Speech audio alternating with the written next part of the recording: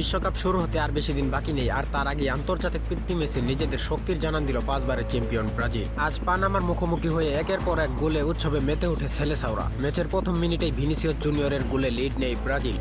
যদিও 13 মিনিটে একটি আত্মঘাতী গোলের কারণে পানামা সমতায় ফিরে, তবে ব্রাজিলকে আটকে রাখা যায়নি।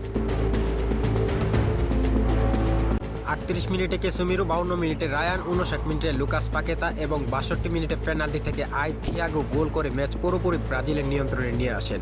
এরপর 80 মিনিটে দানিলো দারুণ এক গোলে স্কোরলাইন দাঁড়ায় 6-1। শেষ দিকে 83 মিনিটে পানামার হারবে একটি শান্তনাসূচক গোল করলেও ব্রাজিল 6-2 ব্যবধানে বিশাল দাপটের জয় নিয়ে মাঠ ছাড়ে।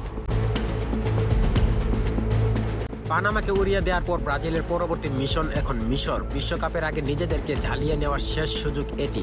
আগামী 7 জুন রবিবার ভোর 4টা বাংলাদেশ সময় আন্তর্জাতিক প্রীতি ম্যাচে মুখোমুখি হবে এই দুই দল।